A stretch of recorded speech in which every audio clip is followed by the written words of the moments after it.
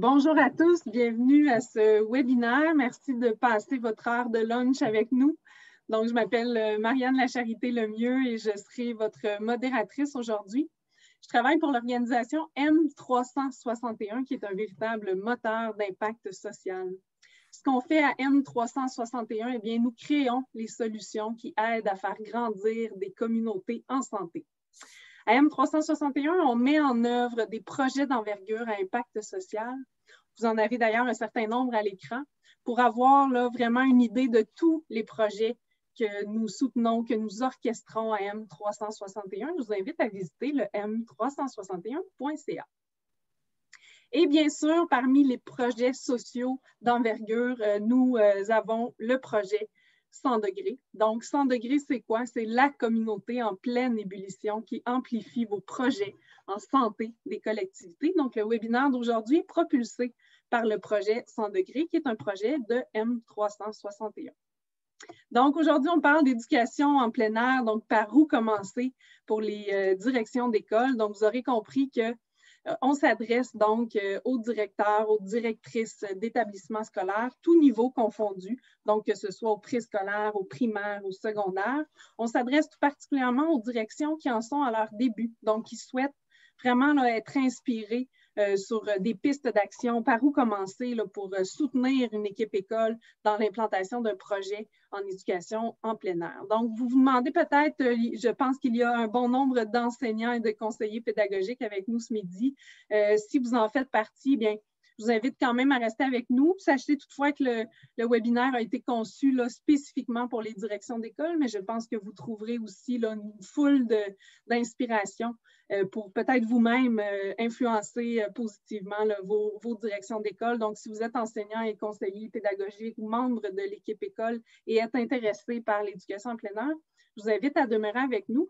J'en profite pour vous mentionner qu'il y a des webinaires à 100 degrés qui ont été conçus spécifiquement pour les personnes enseignantes, des niveaux primaires, préscolaires et secondaires. Et les liens de ces webinaires qui sont disponibles en différé vous seront transmis dans la présentation qu'on va d'ailleurs vous envoyer après le webinaire. Donc, j'en profite pour rappeler à tout le monde que la présentation vous sera envoyée intégralement. Puis il y a même là, plus d'informations que ce qu'on va vous projeter à l'écran aujourd'hui. Il y a une foule d'informations, de sites web à visiter pour aller plus loin sur l'éducation en plein air, dont les liens des 3 webinaires en différé dont je vous parlais. Donc, vous aurez tout ça en main et bien sûr, l'enregistrement d'aujourd'hui sera également disponible en différé.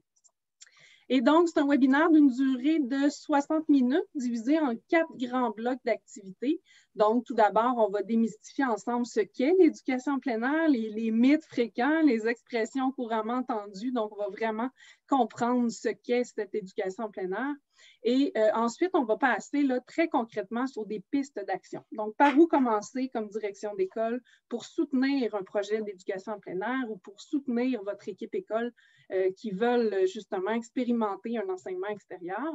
On va avoir la chance d'entendre un témoignage d'une direction d'école. On va accueillir Manuel Granger un petit peu plus tard dans l'activité. Et puis, on termine par un bloc défi-solutions. Donc, quelles sont les principales préoccupations que vous vivez et les solutions qui nous sont partagées par notre conférencier d'aujourd'hui. Que je vous présente d'ailleurs dans les prochaines secondes, mais juste avant, un petit rappel des procédures logistiques pour entrer en interaction avec nous aujourd'hui. Bien sûr, vous aurez compris, on est nombreux sur l'activité. Donc, c'est normal que vous n'ayez pas accès à votre micro et à votre caméra. Donc, l'interaction se passe par écrit avec nous aujourd'hui. Je serai là, les yeux rivés sur le clavardage. Donc, 2 outils qui s'offrent à vous au centre de votre écran, l'outil Converser, puis l'outil Questions-réponses. Je vous invite à y aller de votre préférence personnelle, puis à modifier aussi vos paramètres d'affichage tout en haut à droite de votre écran. Donc, je vous invite à interagir avec nous tout au long du webinaire parce que Jean-Philippe et moi avons prévu des blocs, donc 4 blocs d'activités. Puis à la fin de chacun de ces blocs-là, on prendra quelques minutes justement pour aborder les questions que vous avez. Je me ferai un devoir de les acheminer à Jean-Philippe le moment venu. Donc, n'hésitez pas là, à nous transmettre les questions que vous avez, les inspirations également que vous avez tout au long de l'activité. Et donc, voilà, nous sommes rendus à vous présenter notre conférencier d'aujourd'hui, donc Jean-Philippe Ayotte-Baudette. Jean-Philippe est professeur au département d'enseignement au préscolaire et au primaire de la faculté d'éducation de l'Université de Sherbrooke. Jean-Philippe est aussi directeur du Centre de recherche sur l'enseignement et l'apprentissage des sciences, de son acronyme CREAS. Donc, ses principales activités de recherche portent sur l'éducation scientifique en plein air au primaire et au secondaire. Puis, ses travaux ciblent principalement l'effet des contextes d'enseignement sur la qualité des apprentissages pour que les élèves vivent des apprentissages signifiants à l'école. Donc, évidemment, il est très reconnu dans le milieu. Il a collaboré avec un bon nombre d'écoles et de directions de personnes enseignantes dans la province. Donc, on est très heureux à 100 degrés d'accueillir Jean-Philippe. Donc, bienvenue, Jean-Philippe. Je te laisse la parole pour le premier bloc, puis je reviendrai pour des questions après ce premier bloc d'activité. Donc, je te souhaite une bonne présentation. Alors, bonjour à toutes les personnes présentes. C'est vraiment un plaisir d'être parmi vous aujourd'hui. Bonjour aussi aux personnes que je connais. Je reconnais des anciennes personnes étudiantes, des directions, des amis aussi qui enseignent. Donc, bonjour à tout le monde. Dans un premier temps, donc, je sais que vous êtes des personnes d'origine diverse. Là, il y a des directions, mais j'ai vu dans les réponses à l'inscription qu'il y a des gens d'un peu partout. Puis comme tu le disais, Marianne, je pense que chaque personne ici devrait quand même trouver son compte là, pour la présentation d'aujourd'hui. Donc, d'abord et avant tout, quand on entend l'éducation en plein air, ça peut vouloir dire beaucoup de choses. Chaque personne a un peu une résonance différente. C'est un concept assez large, je vais le définir tout juste après, mais il y a quand même plusieurs expressions qui sont apparentées, qui sont communément utilisées, qui s'inscrivent un peu dans la lignée de l'éducation en plein air, qui ne veulent pas toujours exactement dire les mêmes choses, mais bon, peut-être que vous avez entendu parler d'apprentissage par la nature. Là, on va être vraiment au contact de la nature strictement. Aujourd'hui, vous allez voir, on va parler d'éducation en plein air. Dans la conception de ce que je vous propose, c'est d'être tout simplement dehors, à l'extérieur, mais ça ne se limite pas à un contact avec la nature nécessairement, mais il y a tout un courant pédagogique là, qui est en lien avec l'apprentissage par la nature. On entend souvent parler aussi de classe extérieure. Quand on parle de classe extérieure ici, on va surtout faire référence à une infrastructure où les gens vont pouvoir aller pour pouvoir enseigner. Vous allez le voir aussi, l'éducation en plein air, ça peut se passer dans un lieu physique, comme une classe, un peu comme à l'intérieur, mais il y a plusieurs autres modalités pédagogiques aussi qui ne se limitent pas à ça. On voit aussi le courant, on connaît bien l'appellation, peut-être en anglais, les forest schools, donc l'école en forêt. On en voit dans plusieurs autres pays. Il y a quelques initiatives au Québec qui émergent, mais on en entend parler aussi. L'éducation en plein air, c'est associé fortement aussi à l'apprentissage expérientiel, donc vivre des apprentissages vraiment dans des milieux concrets où on va être dans l'expérience peut-être là, avant de faire un retour un peu plus théorique ou faire des liens avec les contenus. Et je vous donne encore une autre expression. On entend beaucoup aussi l'éducation en plein air pour des visites d'éducation relatives à l'environnement. Donc, toutes ces expressions-là qui ne sont pas les seules sont associées dans ma perspective à l'éducation en plein air, mais c'est juste pour vous aider à vous repérer. Alors, si on se définit un petit peu qu'est-ce que c'est l'éducation en plein air, je vais vous le définir peut-être dans le contexte scolaire, de la manière dont je le conçois. Donc, tout simplement, on pourrait faire référence à des situations d'enseignement qui se réalisent en plein air et dont l'objectif principal est de faire réaliser des apprentissages en fonction d'intentions pédagogiques qui sont préalablement définies.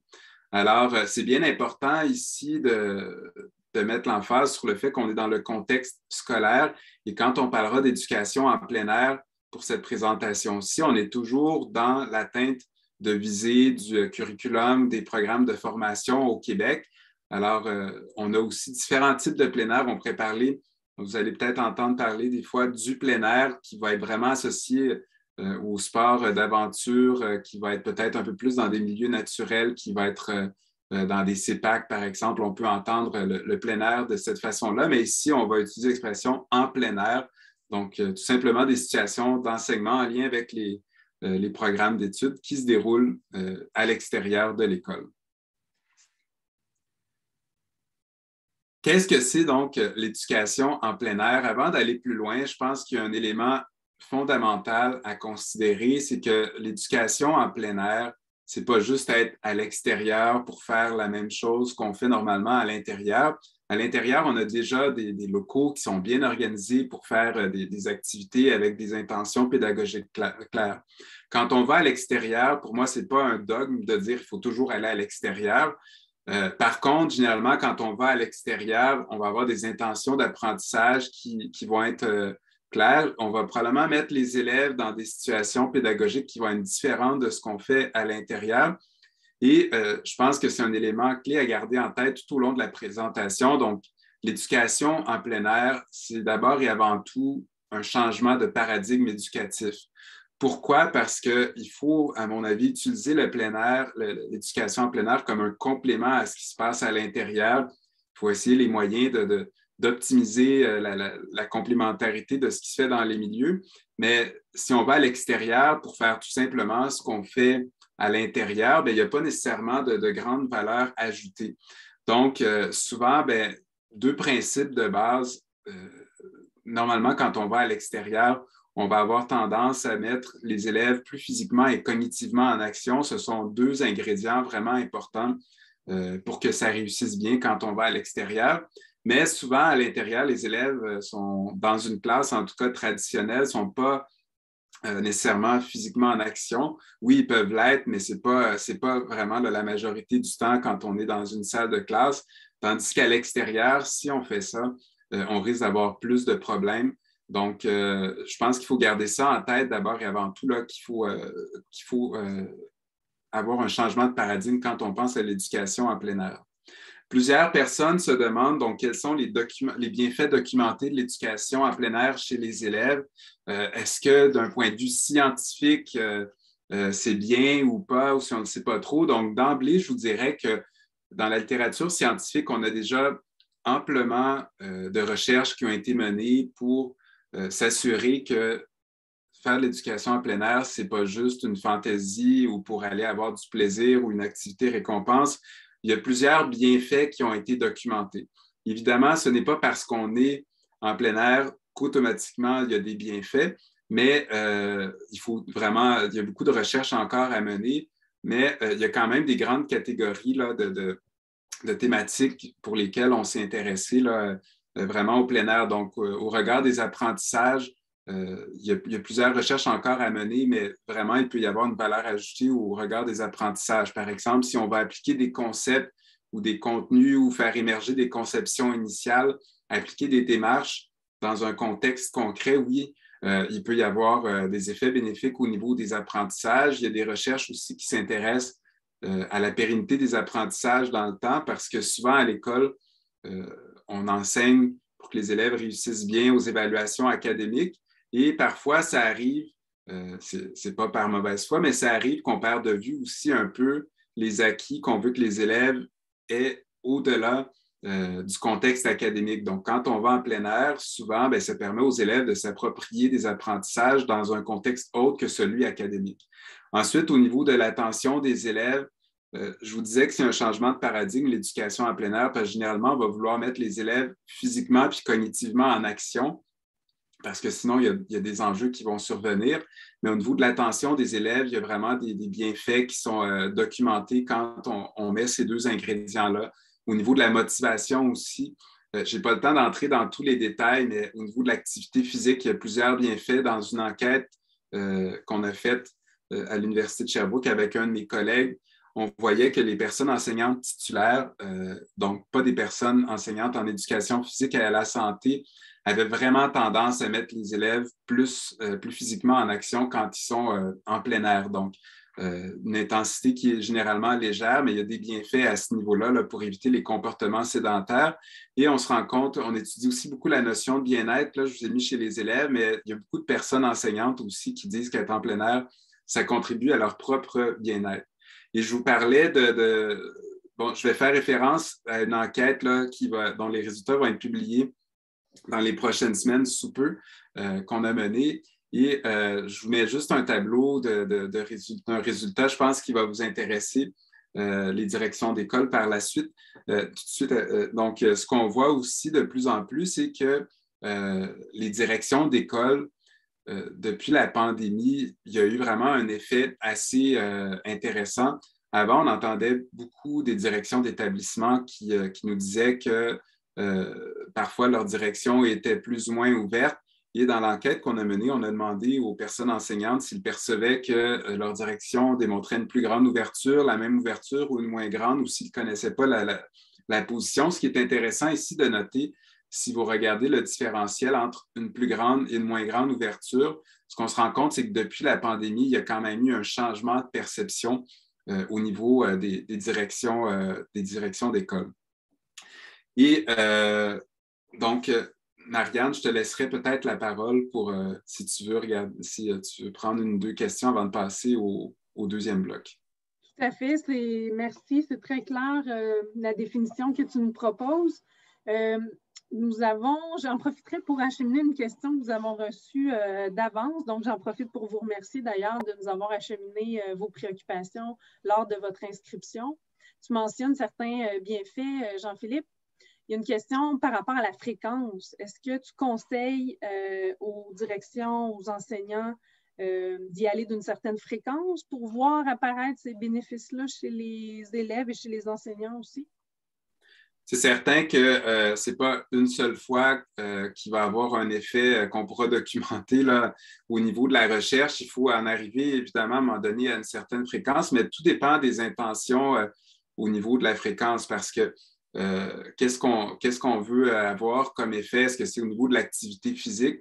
Est-ce que c'est au niveau de la rétention des apprentissages pour certains concepts? Donc, c'est sûr que plus on réussit à y aller, plus il y aura des effets. Ma réponse est assez vaste parce que ça dépend vraiment des variables auxquelles on s'intéresse. Par contre, peut-être là, pour quand même vous donner un aspect pratique, je vous dirais que dans les débuts, si vous voulez accompagner des personnes enseignantes qui n'ont pas l'habitude d'aller à l'extérieur, ne vous stressez pas avec la fréquence, ne vous donnez pas des objectifs qui sont trop élevés parce que ce qu'on voit, c'est que si on se fixe des objectifs trop élevés et ambitieux, les gens risquent d'avoir tendance à sentir qu'il y a une grosse différence entre ce qu'ils peuvent faire et ce qu'ils sentent là, qui peut être atteint véritablement. Donc, encourageons les gens progressivement, mais éventuellement, je pense que si on peut déjà y aller avec les élèves une fois par semaine, déjà là, je pense que selon les variables, on pourrait commencer à avoir des effets.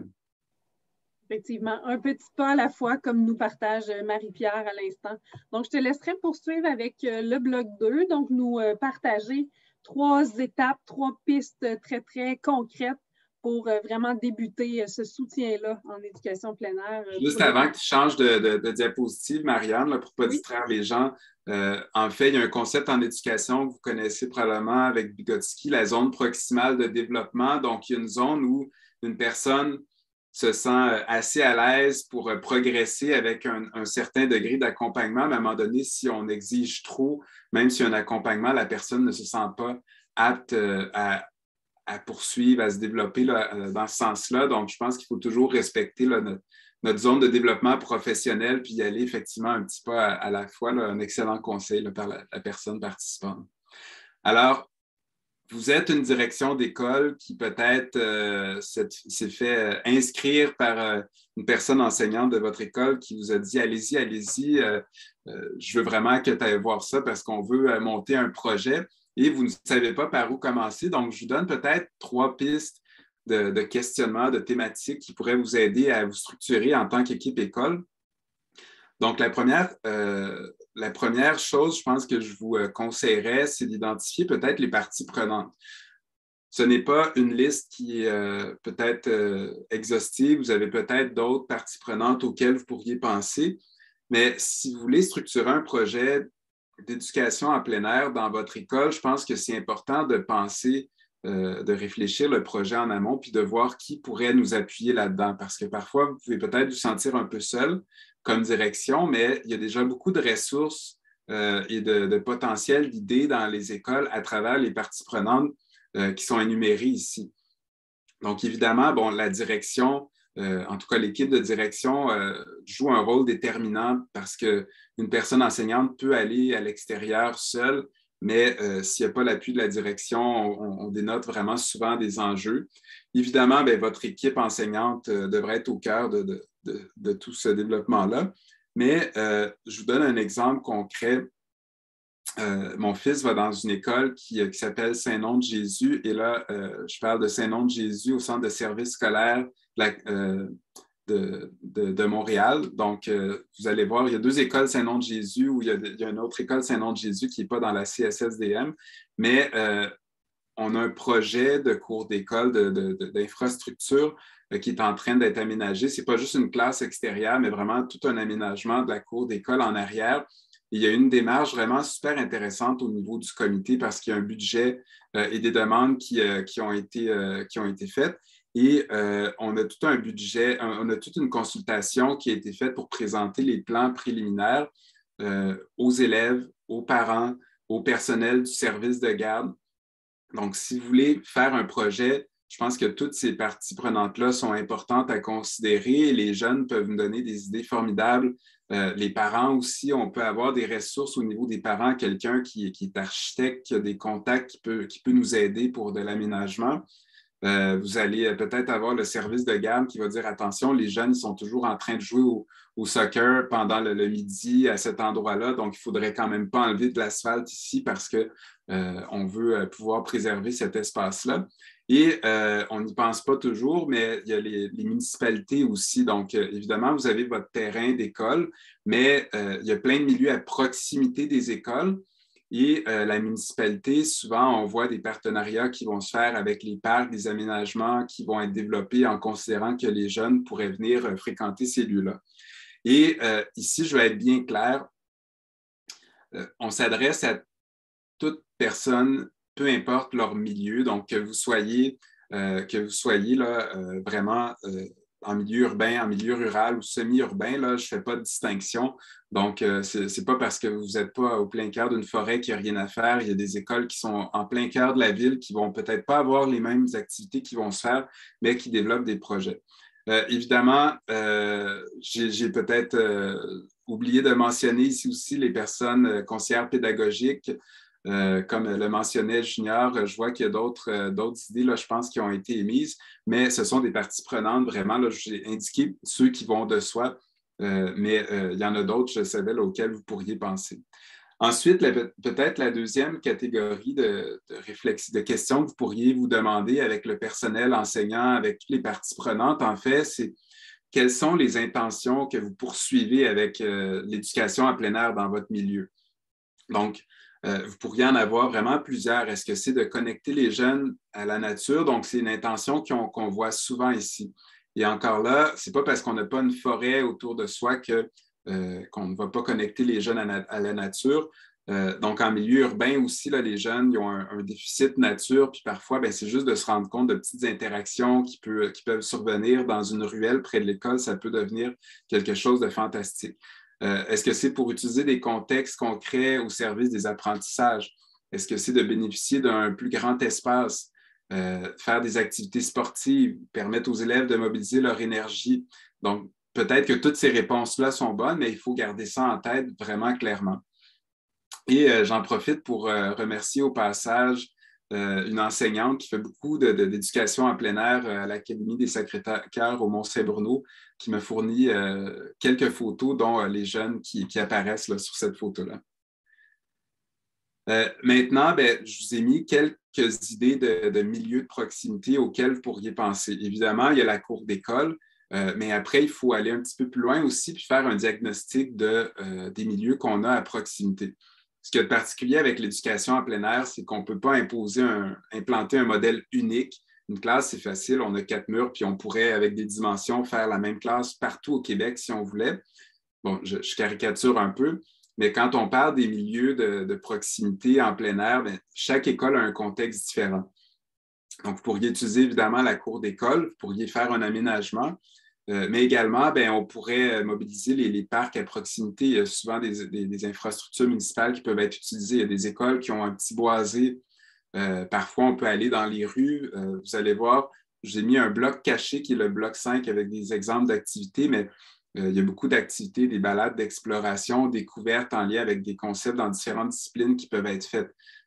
Mobiliser les infrastructures sportives qui sont déjà présentes. Quand on regarde l'éducation en plein air, il y a beaucoup de personnes enseignantes en éducation physique et à la santé qui utilisent les milieux à l'extérieur. Je pense que ce sont des pionniers depuis très, très longtemps au Québec. Il y a beaucoup d'activités puis de recherches qui se passent dans ce domaine-là aussi. Donc, il ne faut pas les oublier. Vous pourriez avoir accès à un plan d'eau, des jardins communautaires, là, comme je vois là, dans le clavardage. Et il y a des milieux aussi qui vont vouloir avoir une classe extérieure. Je l'ai mis en dernier. Pourquoi?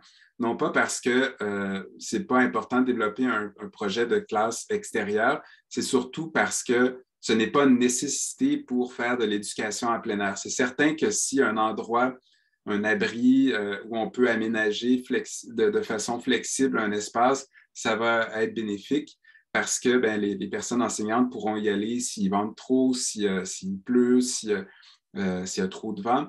Mais ce n'est pas une nécessité, bien que ça peut être un complément formidable. Donc, Marianne, je te recède la parole. Oui, tout à fait. On accueille dans les prochaines minutes notre témoignage, mais j'aimerais rebondir sur ce que tu viens de nous partager en termes de milieu de proximité. J'en profite pour te poser une question, Jean-Philippe, par rapport à ça. Donc, on comprend bien que ce n'est pas nécessaire d'avoir absolument une classe extérieure pour profiter des milieux de proximité. On a souvent la question... puis je pense que c'est un mythe fréquent aussi, là, tu sauras me le confirmer, mais qu'on doit absolument enseigner dans la nature lorsqu'on parle d'éducation en plein air, dans la nature, avec la nature, par la nature. Donc, on voit que même si vous n'avez pas accès à une nature là, abondante, il y a quand même lieu de profiter des installations en proximité, notamment des lieux plus bâtis comme des bâtiments pour explorer l'histoire ou d'autres matières. Donc, as-tu quelques mots par rapport à ce mythe-là, je pense, qui est fréquemment répandu? Oui, c'est vraiment l'idée qui nous vient principalement, puis c'est normal. Donc, qu'on pense à la nature, puis il y a beaucoup de gens qui veulent sortir justement de l'école pour se déconnecter un peu de la multitude d'écrans, puis avoir un contact justement là, avec des environnements, des éléments de la nature. Mais l'éducation en plein air, bien que ce soit un volet, ce n'est pas strictement ça. Dans le rapport qu'on va publier, là, on va avoir des exemples dans plein de disciplines, en arts plastiques, en univers social, mathématiques, français, en sciences techno, en éducation physique à la santé ou en éducation préscolaire, là, plein d'exemples concrets. Je donne un exemple en éthique aussi, là, évidemment, on peut faire... Je nomme pas tout le monde, là, donc je donne juste là, une diversité, mais je ne veux pas avoir l'impression d'en oublier, mais on peut s'en aller, par exemple, faire une balade dans les rues du quartier, puis avec les jeunes, essayer juste de regarder les adresses, puis de voir si on est capable de trouver une constance au niveau des adresses, au niveau des bons d'une maison à l'autre. On peut se rendre compte avec les jeunes qu'il y a des côtés pairs ou impairs, puis travailler sur ça. On pourrait en français, évidemment, pas au mois de janvier 2022, mais aller faire de la rédaction à l'extérieur en s'inspirant là, des milieux. Donc, la rédaction, évidemment, à la main, ça se fait mieux au printemps et à l'automne. On pourrait, en univers social, aller étudier les noms de rues, s'intéresser à l'histoire, voir comment ça se fait qu'on a donné le nom de rue à cette rue-là par cette personne-là. Donc, et puis s'accrocher à ces éléments-là pour pouvoir par la suite faire des liens. Si vous êtes en ville, il y a des statues, des monuments, bien, allons s'y intéresser. Donc, je donne vraiment des exemples en rafale, peut-être moins typiques, mais effectivement, là, on n'est pas juste limité à la nature et en milieu urbain, il y a plein de choses qui peuvent être faites, qui ne peuvent pas être faites dans des milieux plus naturels aussi, mais il faut savoir maximiser les potentialités. Très intéressant. Je nous permets un dernier point qui est partagé par Denis Morin.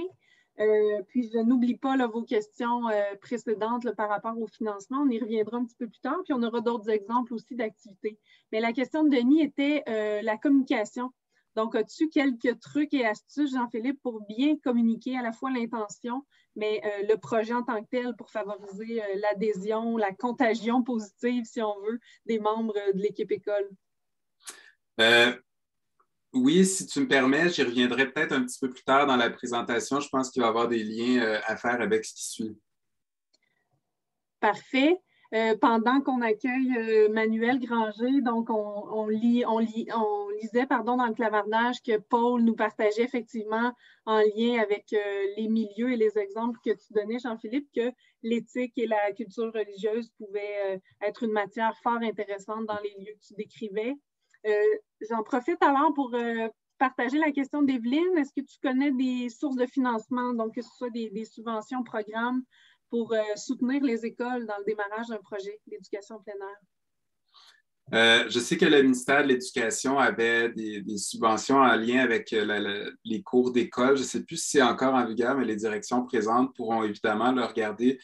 Parfois, dans les centres de services scolaires, il y a des programmes qui peuvent exister aussi. Donc, je vous conseille de vous renseigner. Sinon, peut-être dans des plus petits montants, je vous dirais de ne pas sous-estimer les potentiels partenariats avec soit des compagnies ou des organisations ou la municipalité, parce qu'on voit vraiment beaucoup d'initiatives où ça se passe.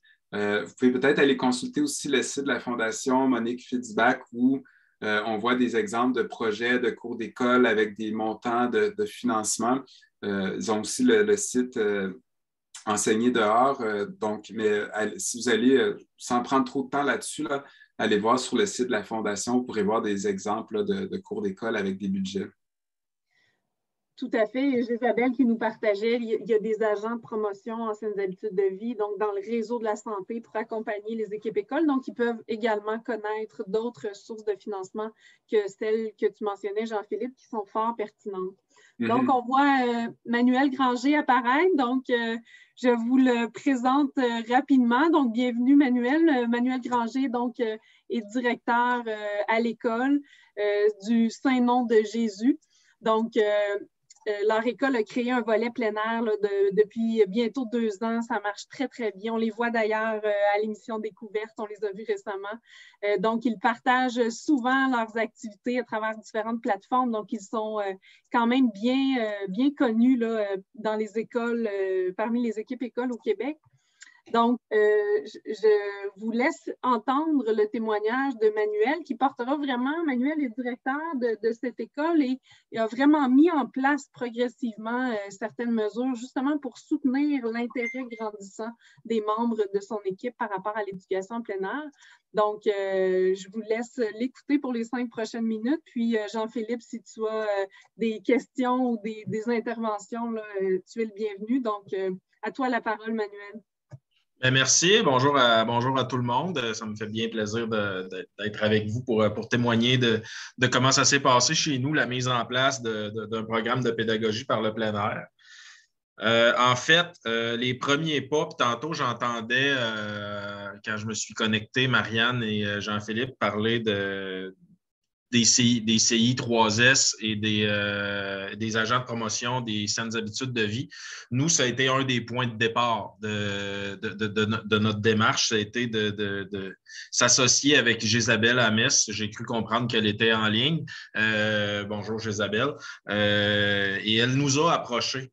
Faut le dire, là, c'est une initiative chez nous qui a été commune à la fois par la municipalité, par l'école, et par le CI 3S qui cherchait à revitaliser le secteur de Beaulac-Darby, la municipalité où se trouve l'école Saint-Nom de Jésus.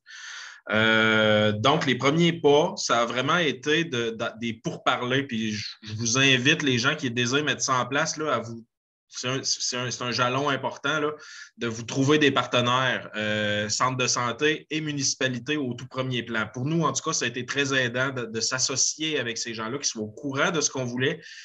Et c'est des gens qui vont vous apporter des ressources supplémentaires. Pas nécessairement de l'argent sonnant, mais qui vont vous donner, qui vont vous pister beaucoup pour le démarrage d'un programme comme ça. C'est la première chose que j'aurais à dire, c'est associez-vous avec la municipalité et le centre de santé. C'est important d'avoir ça, d'avoir ces partenariats-là.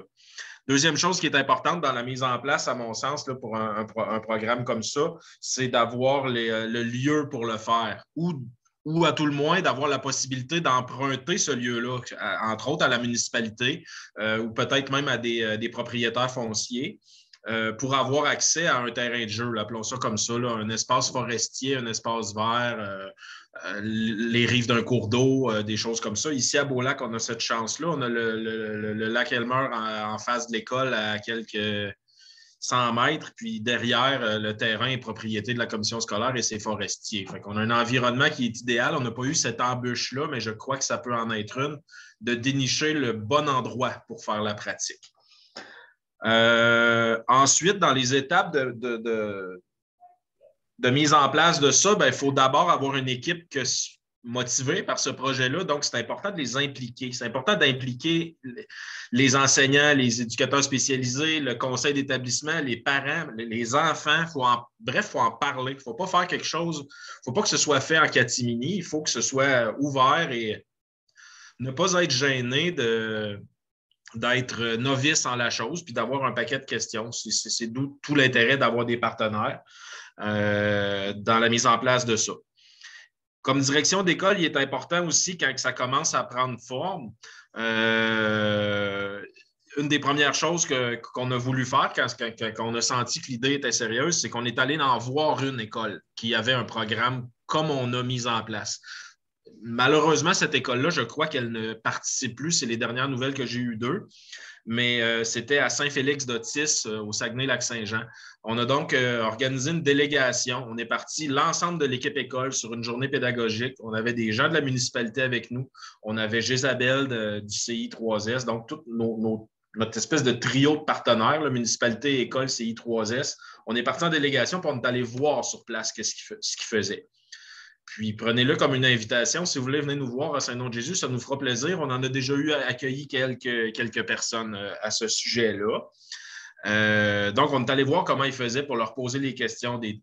Un TES qui parlait avec une TES là-bas, des enseignants qui se parlaient entre enseignants. J'ai jasé avec la direction d'école en place là-bas d'enjeux de direction. Les enseignants jasaient d'enjeux d'enseignement, de pédagogie. Ça a beaucoup fortifié la chose. Je vous encourage fortement à organiser une visite d'impliquer les gens. Ensuite, du côté plus administratif de la chose, pour ce qui est de la direction d'école, c'est vous allez avoir des soucis financiers attachés à ça. Vous allez vouloir vous équiper. Vous allez probablement peut-être vouloir payer quelqu'un pour coordonner la chose. Chez nous, c'est un enseignant d'éducation physique dont la tâche est bonifiée. Et dans sa tâche, il y a des heures qui sont octroyés à la planification, à l'entretien d'inventaire, à arroser la patinoire en face sur le lac, à élaguer dans la forêt quand il y a des arbres qui sont dans... Bref, prévoyez que ça va prendre du temps, ces choses-là, et que ça prend quelqu'un pour le faire. Ensuite, comme enjeu de direction d'école, vous allez avoir une grille horaire à réfléchir, puisqu'on ne peut pas, nous, on ne voulait pas amputer aucune des matières du régime pédagogique tel qu'il, non. Le régime pédagogique est prescrit, mais on a de la marge de manœuvre dans ça. On ne voulait pas couper dans une matière pour faire du plein air. Donc, on l'a pris dans ce qui s'appelle, dans notre jargon, le temps non réparti. Il faut avoir l'accord de l'équipe école pour faire ça. Ça prend une volonté des gens en place. Ensuite de ça, il faut aussi prévoir des choses au sens plus matériel. Ça vous prend un local de rangement.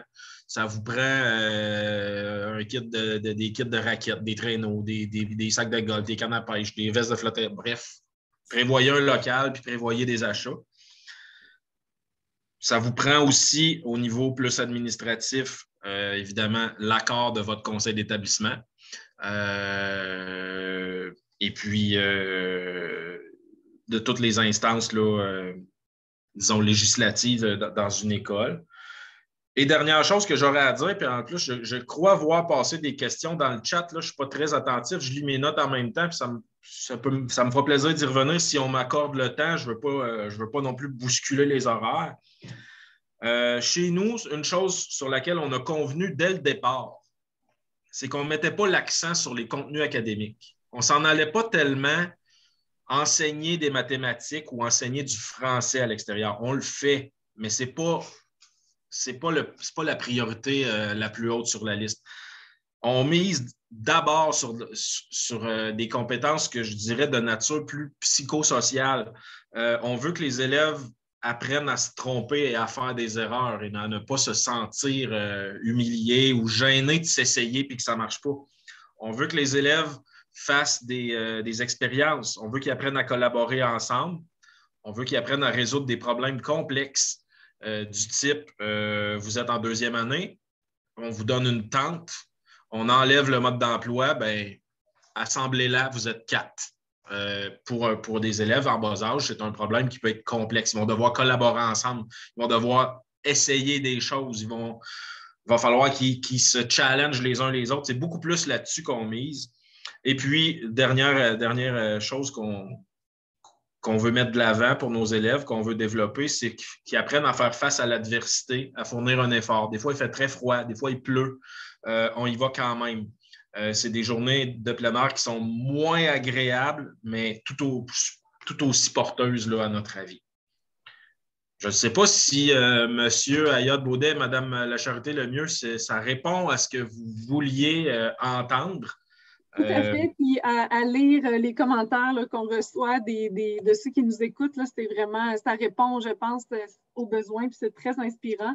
Merci pour ce beau témoignage. Puis d'ailleurs, certaines personnes renchérissaient sur ce que vous mentionniez par rapport au travail d'équipe, hein, notamment pour les personnes enseignantes. Des fois, ça peut être attrayant, mais ça peut faire peur, l'éducation en plein air. Donc, d'y aller en équipe, de s'allier des bonnes personnes pour débuter, d'y aller aussi par étapes, hein, d'y aller progressivement, puis de la théorie des petits pas là, dont on parlait précédemment. Vraiment. Je me permettrai, avec le temps qui nous reste, de vous acheminer une question. C'est par rapport à la gestion des risques. Pascal qui nous demande quels outils de gestion de risque vous avez pour les sorties extérieures. Outils de gestion de risque, j'entends par là, police d'assurance et compagnie. C'est-tu le sens de la question? J'en comprends que ça peut être ça. Sinon, Pascal, je vous invite à le préciser. Pendant que Patrick Daigle nous partage justement un outil de gestion de risque en milieu scolaire là, développé par la FEPEC, qui est une organisation clé là, en matière de gestion de risque. Sinon, donnez-nous quelques clés. En fait, la première année qu'on l'a fait, on avait ces craintes-là qui sont bien légitimes. La première année qu'on a mis en place le programme, on avait 3 adultes. À chaque fois que le groupe sortait à l'extérieur, il y avait toujours 3 adultes, dont un qui était formé secouriste. Ça, c'est la première chose qu'on a faite. On s'est rendu compte que c'était peut-être un petit peu trop. Là, on a 2 adultes. On a le coordonnateur plein air qui est sauveteur national. Donc, ça nous épargne cet aspect-là de premiers soins. Et puis, on a l'enseignante titulaire. On a toujours 2 adultes en présence avec les enfants. Au niveau prévention des risques, quand on a une sortie à l'extérieur, les parents sont avisés, ils signent. Le conseil d'établissement a des résolutions qui acceptent ce type de sortie-là. Et au niveau assurance, on n'a pas fait d'autre chose que de déclarer au centre de service scolaire que nous, on avait ce programme-là et que ça impliquait un spectre donné d'activités possibles. Il y a certaines activités qui sont perçues comme étant à haut risque dans les centres de services scolaires, entre autres, là, exemple sortie de fin d'année dans un endroit comme ISA. Pardon, mon Dieu. Manuel a été mis en attente. Je le fais revenir, donc son temps est écoulé. Donc, il revient parce que je ne voulais pas le couper. Désolé, Manuel, le système vous a coupé abruptement. C'est simplement que le temps est écoulé. Je pense que je suis revenu, ça se peut-tu? Je vous invite à conclure rapidement. Effectivement, vous êtes revenu. Donc,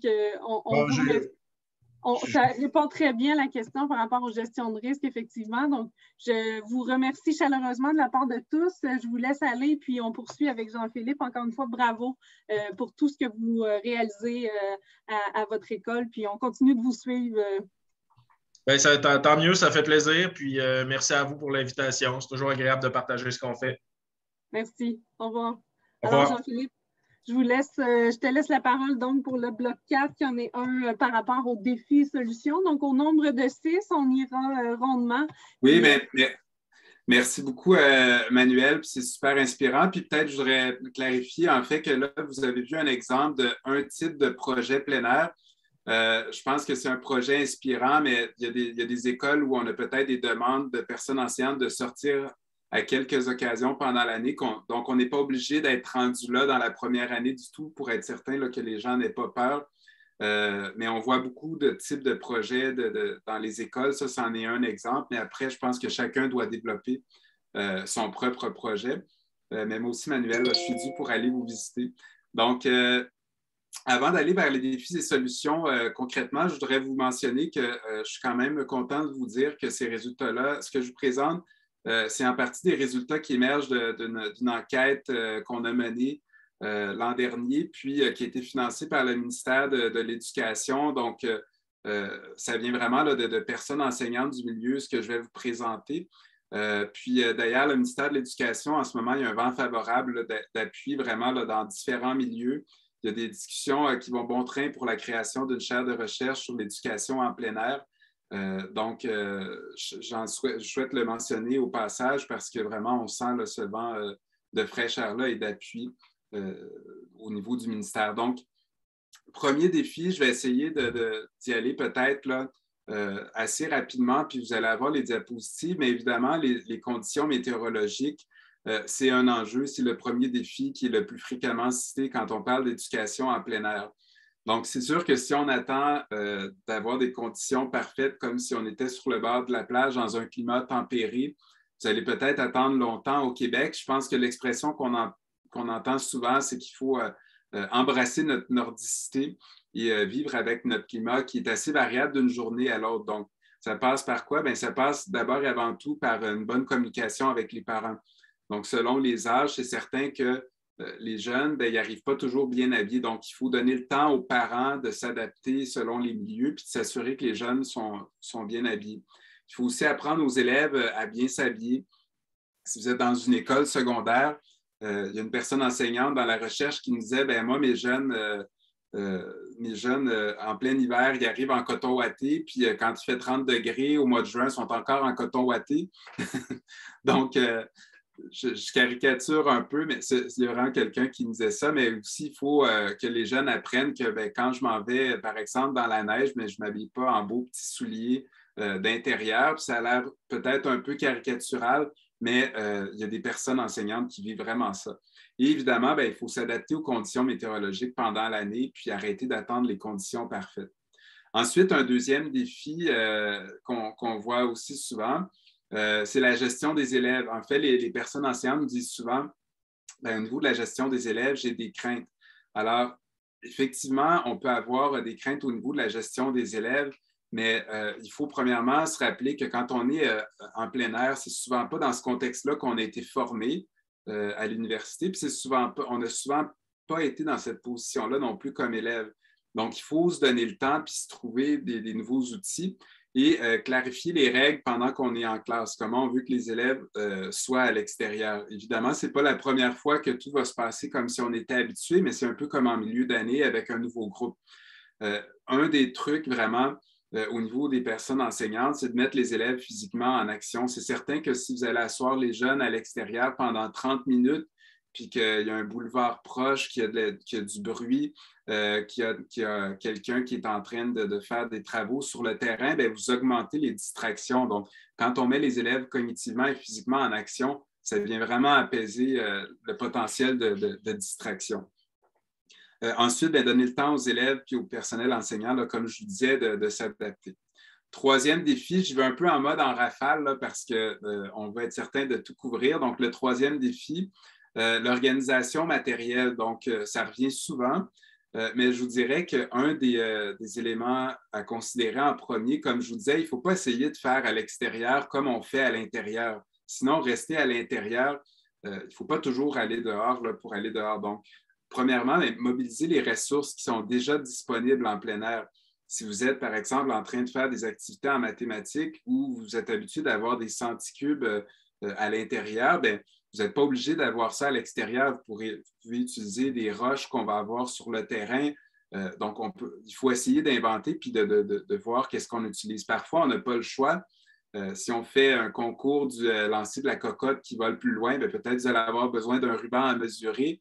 Mais on peut prendre une cocotte, par exemple, là, pour faire le lancer, puis voir les différents éléments qu'on veut avoir. Il y a beaucoup d'écoles aussi où on peut voir un espace de rangement qui va être à disposition dans la cour d'école. Et sinon, bien, au niveau surtout des enseignants en éducation physique et à la santé, il y a beaucoup de partenariats avec un organisme local, la municipalité, pour du prêt de raquettes, de ski. Donc, on voit beaucoup d'initiatives de ce genre. Donc, penser un petit peu plus large aussi à ce niveau-là. Un quatrième défi qu'on voit souvent, puis vous voyez, moi, je vous les présente comme des défis qu'on entend. Ce n'est pas nécessairement un défi si on considère évidemment les solutions. J'essaie de déconstruire un peu là, tous les mythes qu'on peut avoir. Évidemment, l'équipe école, il faut qu'elle soit idéalement soudée. On va souvent voir une personne enseignante qui dit « Moi, je veux sortir. Mes collègues pensent que c'est des activités récompenses.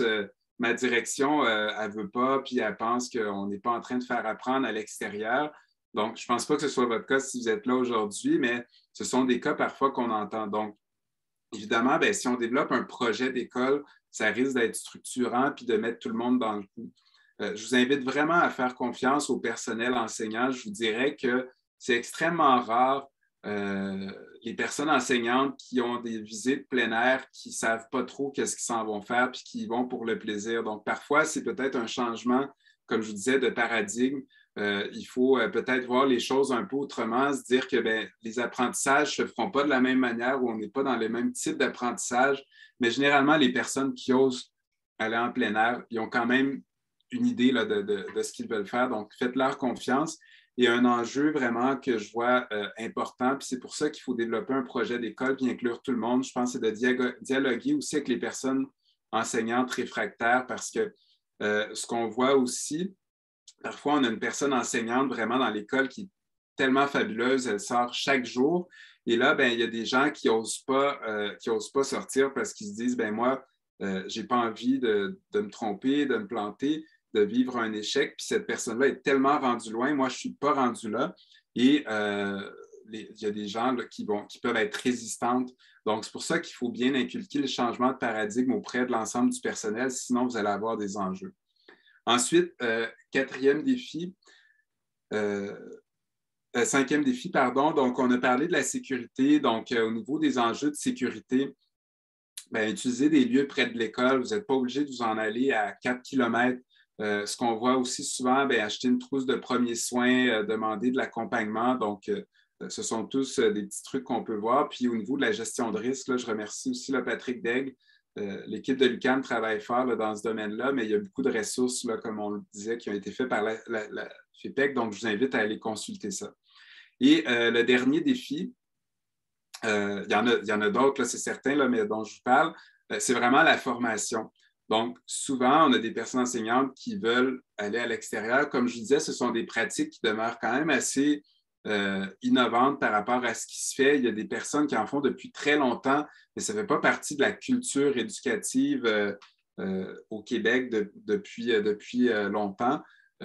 Oui, il y a des gens qui en font, mais ça devient de plus en plus populaire et on en parle de plus en plus, mais les gens sont peu formés. Donc, c'est important de libérer du temps aux personnes enseignantes, de cibler des opportunités de formation. Il y a le colloque Apprendre à ciel ouvert qui a été mis en place depuis près de 10 ans maintenant, qui est une fabuleuse activité de formation. Il y a M361, Marianne, qui développe évidemment aussi là, des capsules de formation. Et je vous dirais aussi identifier une personne enseignante comme une personne mentor parce qu'il y a souvent des personnes qui ont un riche bagage et c'est important que cette personne-là ait l'appui de la direction puis soit bien mise en contexte parce que parfois, encore une fois, les personnes réfractaires vont la voir un peu comme, je vous dirais un peu comme des fois là, quand il y a le nouveau qui arrive dans une compagnie qui met beaucoup de travail puis que là, les autres le regardent puis disent « Hey, le nouveau travaille moins vite parce que nous, on va être obligé de travailler vite comme toi. » Donc, c'est sûr qu'il y a ces enjeux-là à gérer puis vous avez un rôle comme direction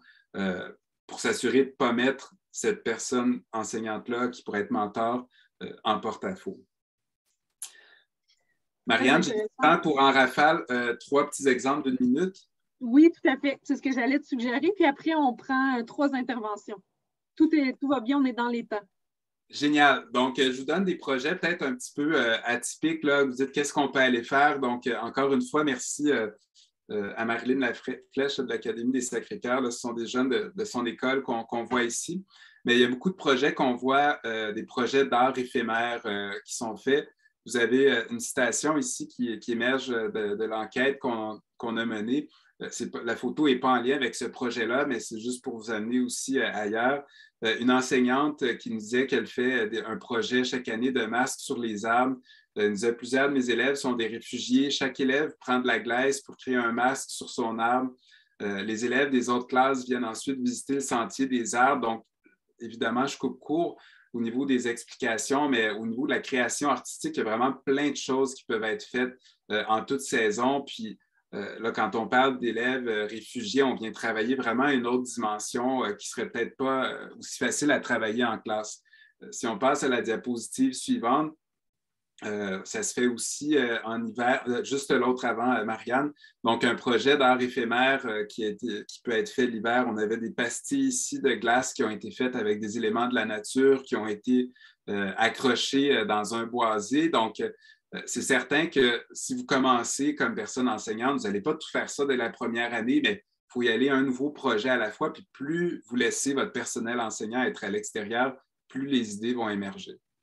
Deuxième exemple d'activité qui est très vaste aussi, il y a plein de projets d'écriture qui peuvent être faits en lien avec l'extérieur. Donc ici, une personne enseignante qui nous disait « Mes élèves de deuxième année ont appris à écrire des demandes de subvention, ils ont trouvé des déchets dehors, puis ils voulaient faire quelque chose. Donc, ils ont déposé une demande de subvention, nous avons écrit la demande avec eux, ils ont reçu un chèque de 400 $ auprès d'un organisme local. Donc, encore là, on va vraiment dans des zones de projets auxquels on ne penserait pas nécessairement à l'intérieur. Et ce sont des projets qui émergent des élèves et le personnel enseignant a à structurer peut-être une démarche en lien avec la discipline, mais on a vraiment des contextes ici qui sont signifiants au niveau des apprentissages. Et troisième idée qui va peut-être un peu ailleurs là, par rapport à ce qu'on est habitué d'entendre, on peut servir de tout ce qu'on a comme lieu à proximité vraiment des écoles pour travailler tout ce qui est l'histoire. Donc, ici, un autre exemple, vous pouvez faire des balades historiques. Quelqu'un ici qui nous a analysé la variété des fresques dans le centre-ville a été vraiment intéressant. Chaque fresque est souvent à côté d'un bâtiment ancien qui avait une fonction. Dans chacun de ces endroits, nous avons été capables de voir les métiers, l'habillement des gens de l'époque. C'est accessible et ça ne coûte rien. Donc, on peut initier vraiment des idées ici. On a des gens en univers social qui étudiaient, qui ont une ancienne seigneurie à proximité de l'école. On peut aller à l'extérieur puis voir si on a un plan d'eau où auraient été situées les terres, puis quel est l'avantage du cours d'eau. Donc, il y a vraiment plein d'exemples qu'on peut trouver. Il faut juste s'y mettre et on n'est pas juste dans des exemples de contact avec la nature. Jean-Philippe, on prend les 3 minutes de la fin pour prendre quelques interventions. D'abord, je souligne le commentaire de Jésabelle qui allait dans le même sens que toi, Jean-Philippe, c'est-à-dire il n'est pas nécessaire d'avoir une classe physique extérieure, mais bien un lieu de rassemblement. Donc, que ce soit un lieu naturel, quelque part où les élèves et les enseignants puissent se rejoindre. Donc, il mentionnait l'importance de ça.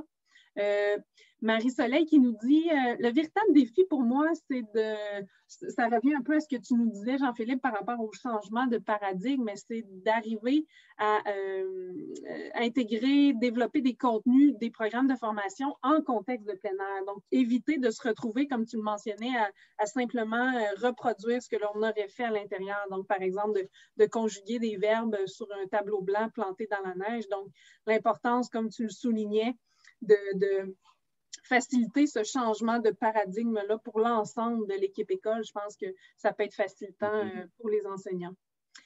Denis qui nous partage justement, des fois, de faire des premières expérimentations à l'extérieur, ça peut aider les enseignants et les membres de l'équipe qui accompagnent à se familiariser avec ce nouvel environnement-là. Puis par la suite, les intentions pédagogiques et éducatives se raffinent. Et comme tu le mentionnais plus tôt, là, de tes observations et de tes recherches, ça semble quand même être assez rare là, des enseignants qui ne possèdent pas justement cette intention-là en allant à l'extérieur. Donc, ne vous en faites pas, dans le sens où ça s'installe progressivement, mais c'est bien de se familiariser avec ce nouvel environnement extérieur.